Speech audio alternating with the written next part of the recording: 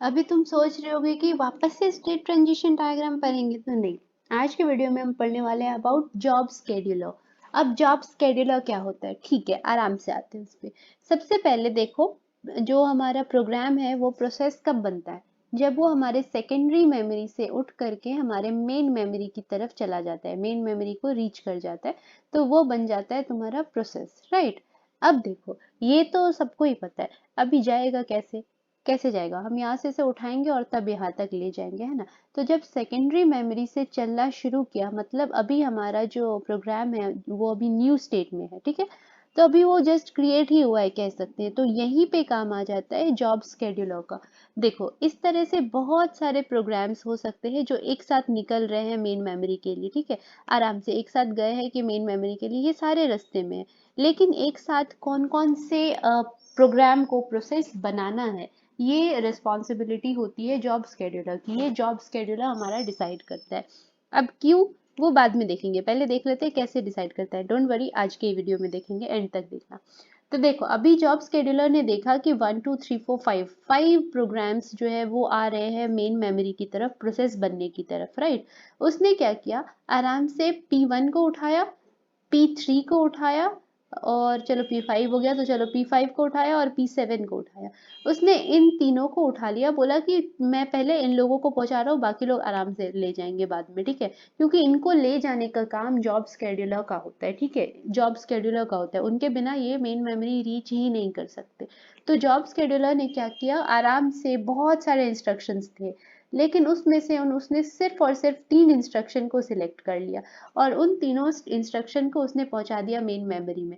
किस किस को पहुंचाया, P1 को पहुंचाया, P5 को पहुंचाया और P7 को पहुंचाया। इन तीनों को मेन मेमोरी में पहुंचा दिया, इसका मतलब इन तीनों को उसने बना दिया प्रोसेस, ठीक है। मतलब उन तीनों को उसने न्यू स्टेट से रेडी स्टेट में जाने में हेल्प कर दी। वो लेकर के चला गया, किसको किसको, P1 को, P5 को और P7 को।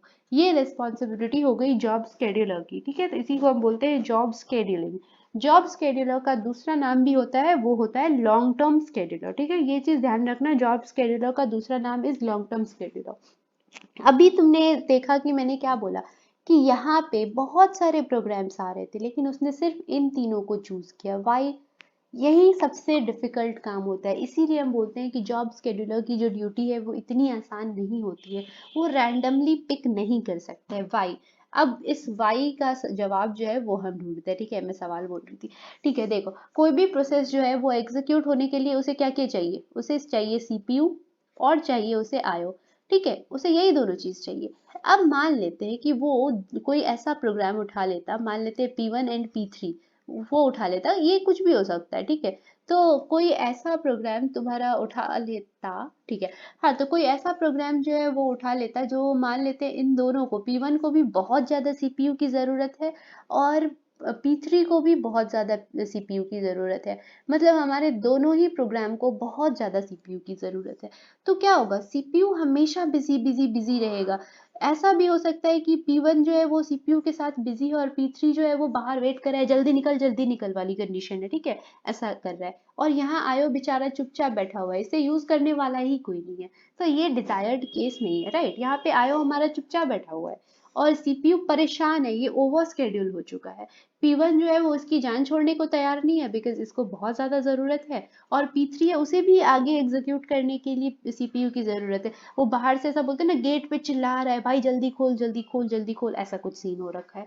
तो इसी वजह से क्या हुआ कि ये अच्छा केस नहीं हो रहा है। तो इसीलिए ऐसे दो प्रोग्राम को वो नहीं सिलेक्ट कर सकता है। तो अब क्या कर सकता है, ऐसा कुछ दो चूज कर सकता है क्या, जिसमें मान ले रहे कि बहुत ज्यादा जरूरत हमें हो जाए तुम्हारे, लेट्स से ये तो हमारा P1 है और ये हमारा P7 है। अभी मान लेते हैं P1 एंड P7 दोनों को आयो की बहुत ज्यादा जरूरत है।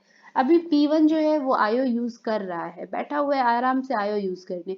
इतनी देर में इतनी देर में हमारा P7 जो है वो हमारे सीपीयू को आराम से यूज किया। अभी सीपीयू के साथ P7 थोड़ी देर रहा, let's say for 5 second. 5 second के लिए P7 जो है वो सीपीयू के पास रहा, इसका काम हो गया, ये आराम से यहाँ आया आयो के लिए। पता चला कि आयो के साथ जो है वो P1 बिजी है, तो ये थोड़ी देर के लिए सोचा वेट कर ले रहा हूँ। वेट करते करते पता चला ये 10 आवर्स लग गए, ठीक है। 10 आवर्स तक P1 जो है वो आयो को छोड़ने को रेडी ही नहीं है। अब ये बेचारा 5 सेकंड यहाँ काम किया था और 10 घंटे से इधर वेट कर रहा है। और इतना ही नहीं, 10 घंटे से तुम्हारा सीपीयू जो है ये भी चुपचाप बैठा हुआ है, ये भी कुछ नहीं कर पा रहा है, क्योंकि इसके पास कोई और प्रोसेस प्रोग्राम है ही नहीं जिसको ये एग्जीक्यूट कराए, राइट। ये भी शांति से बैठा हुआ है, यहाँ पे तुम्हारा P7 भी चुपचाप वेट कर रहा है, और ये ओवर स्केड्यूल हो रहा है। ये भी अच्छी चीज नहीं है। मतलब तुम्हें बहुत अच्छे से, मतलब बोलते हैं ना, दिमाग लगा के स्मार्टली चूज करना होगा ऐसे प्रोसेसेस, ऐसे प्रोग्राम्स जिसमें आईओ और सीपीयू दोनों का जो, दोनों की टाइमिंग है वो एकदम से बोल सकते हो काइंड ऑफ बैलेंस्ड हो। पूरी तरह से सेम तो नहीं होगी, लेकिन फिर भी अगर बैलेंस्ड हो तो चल जाए। ठीक है, तो अब मान ले रहे हैं कि इसने क्या करा, तुम्हारे लॉन्ग टर्म स्केड्यूलर ने ऐसा एक प्रोग्राम उठाया P1, दूसरा उठाया P7, तीसरा उठाया P3 और चौथा उठा लिया P10।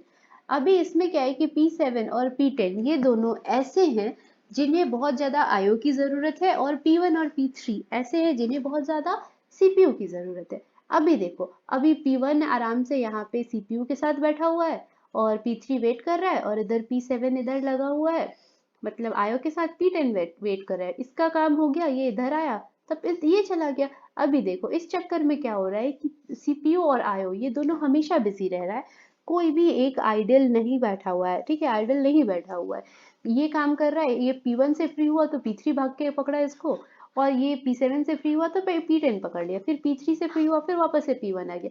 मतलब दोनों ही अच्छे खासे टाइम तक बिजी हैं, तब तक बिजी हैं जब तक प्रोग्राम इनका पूरी तरह से टर्मिनेट नहीं हो जाता है। ठीक है, तो ये अच्छा केस है, राइट, क्योंकि हमें कोशिश करना है कि हम दोनों को मैक्सिमम टाइम बिजी रख पाए, राइट। कोई एक शांति से ऐसा मुंह देख रहा है तो वो अच्छी चीज नहीं है। हमने पैसे पैसे हम नहीं देते कि शांति से एम्प्लॉय हमारा चुपचाप बैठा रहे।